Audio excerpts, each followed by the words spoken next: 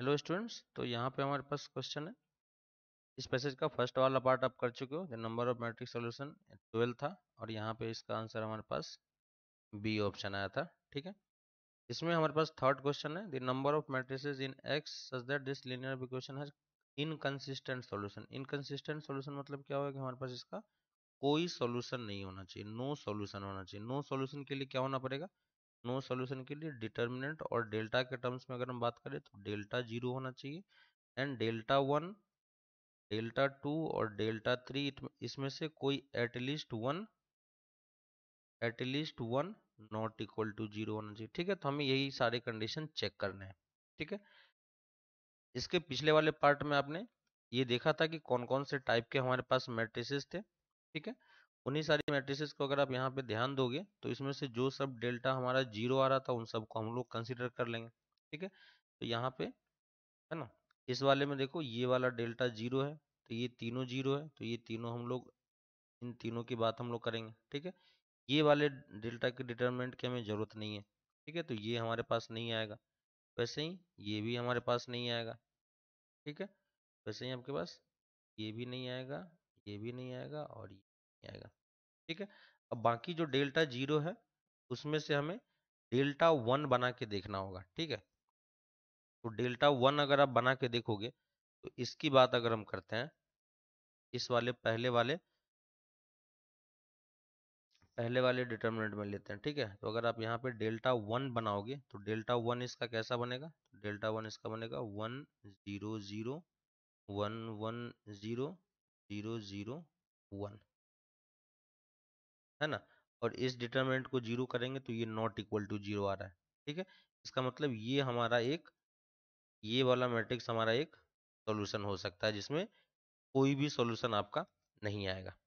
ठीक है, similarly second वाले में आप देखोगे, सेकंड वाले में भी अगर हम 1 0 0 बनाए, ठीक है, 0 1 0 1 0 1, ठीक है, और इस डिटरमिनेंट का अगर आप डेल्टा 0 करते हो तो यहाँ से भी आपका नॉट इक्वल टू 0 आएगा। ठीक है, थर्ड में यहाँ पे अगर आप चेक करोगे तो 1 0 0 तो ऑलरेडी है, यहाँ पे भी कोई भी चेक करोगे तो यहाँ पे आपका इनफाइनाइट सॉल्यूशन आएगा। ठीक है, इसमें क्या आएगा हमारे पास? इनफाइनाइट सॉल्यूशन आएगा। ठीक है, तो दो सॉल्यूशन तो हमारे पास आ ही चुके हैं, एक और अगर कोई मिल जाता है तो हम बी और सी में से डिफरेंशिएट कर सकते हैं। ठीक है, तो यहाँ पे आपको दिख रहा है कि ए एंड डी तो नहीं होगा।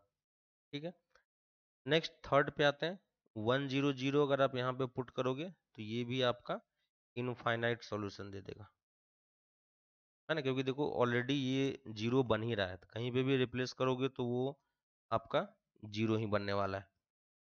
ठीक है, नेक्स्ट अगर हम इसमें 1 0 0 पुट करते हैं तो देखो क्या आ जाएगा ये, तो यहाँ पे आपका आ जाएगा 1 0 0 1 1 0 1 0 0। ठीक है, ये भी आपका डिटर्मिनेंट 0 ही देगा, तो यहाँ से भी हमें इनफाइनाइट सॉल्यूशन ही मिलेंगे।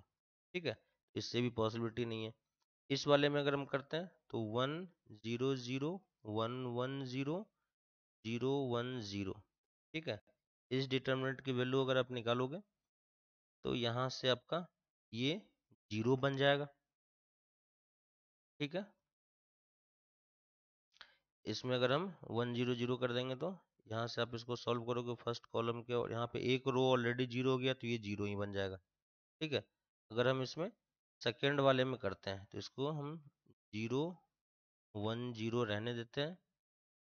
ठीक है, यहाँ पे भी अगर आप करोगे तो ये दो ऑलरेडी 0 है तो ये 0 ही रह जाएगा। ठीक है, थर्ड वाले को चेंज करते हैं, अगर हम 1 0 0 यहाँ पे करते हैं तो यहाँ से भी देखो, ठीक है, तो इसमें भी आपका क्या आ जाएगा, यहाँ से भी हमें इनफाइनाइट सॉल्यूशन ही आएगा। ठीक है, हम डेल्टा 1 डेल्टा 2 डेल्टा 3 चेक कर रहे हैं।